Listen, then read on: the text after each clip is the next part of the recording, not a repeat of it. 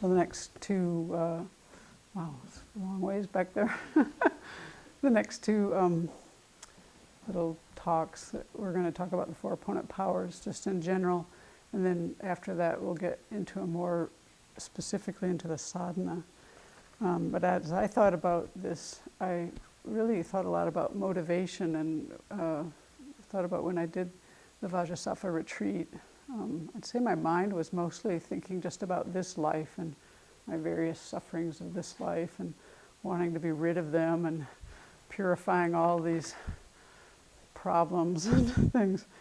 And so I really would encourage us all to kind of really look at what we're doing with our purification and try to expand our thinking a little bit.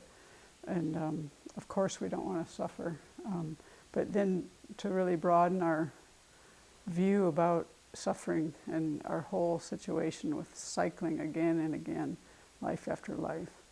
And I think that picture is a better perspective, especially if pulling you away from just thinking about me all the time and my problems, and I want to get rid of this suffering.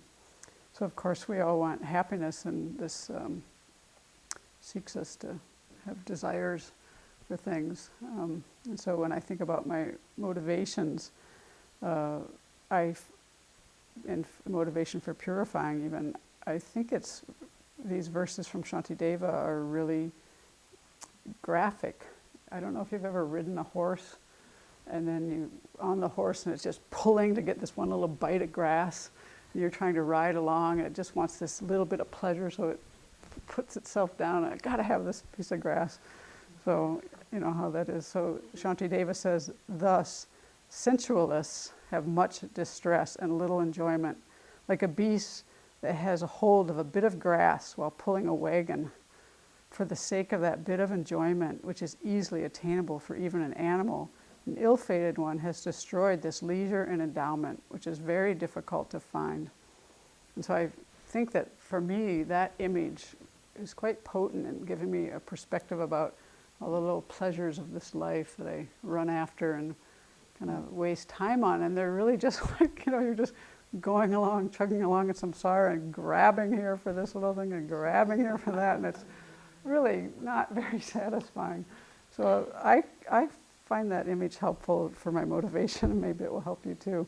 And then contrast that with our potential that we have, our Buddha nature, and that we can do this purification practice with the thought of,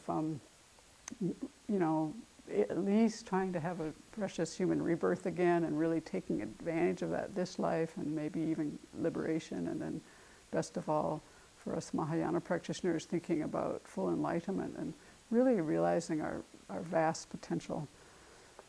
So just kind of a little bit about motivation for doing purification. So the four opponent powers, they're listed differently in the sadhana, but I'm going to explain them in this order because it kind of leads itself a little easier. And so the first is the power of regret, and then the power of reliance, the power of remedial actions, and the power of the determination not to repeat the action. And as a little bit of an introduction we'll do today, and then we'll talk about regret, and then the next time we'll talk about the other three. And so one way to think about purification, if you kind of sit down and, when you're not in retreat, you might just do this at the end of the day, and you kind of review your day, and you look at your day, and you kind of see, well, what was going well and what really wasn't on track. And you kind of can use it to review your day, and then for the things where you're kind of off track and things are out of balance, you can really become very honest with yourself. Geshe Pelge said once, we really need to be honest with ourselves, at least when we shut ourselves in behind our bedroom door or on our cushion where, we're not talking with anyone. At least then, let's be honest with ourselves.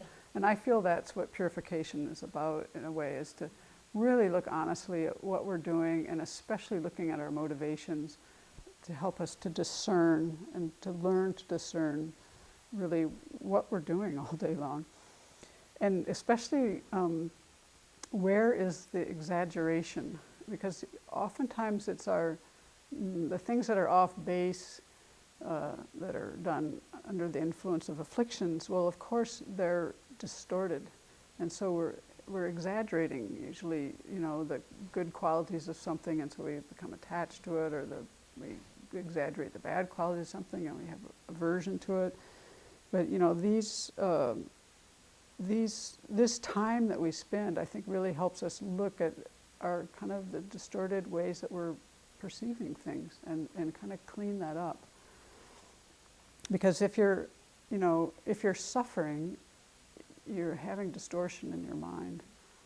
And so usually when we do this retreat, we become quite aware of the suffering in our mind. And so just know that's a distortion.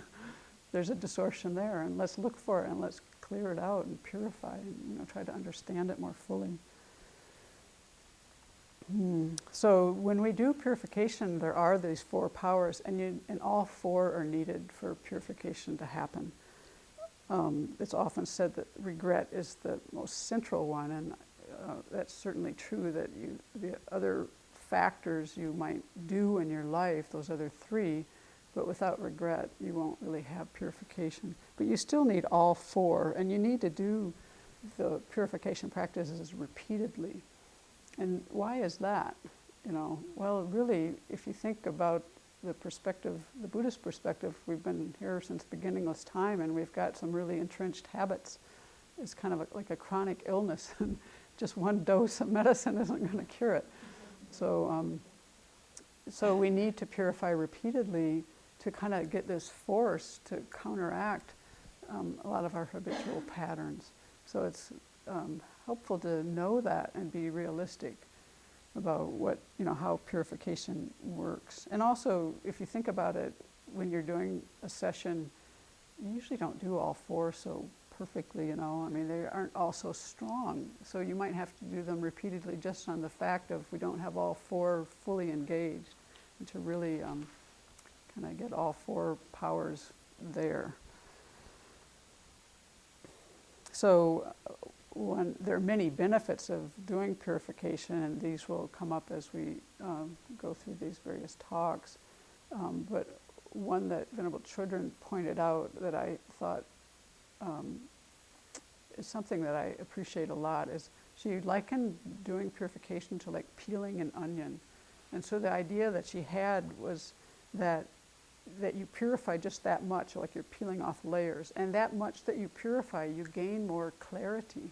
And I think that's what we see as we look at our minds, our actions, our speech, and look at our motivations, and really, sit with things and become more clear. We have much more discernment, and there's a lot more clarity that comes over time.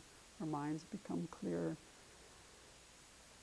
And then the other great benefit of many, but another one just to mention, is it makes the mind like fertile, and so the teachings can come in.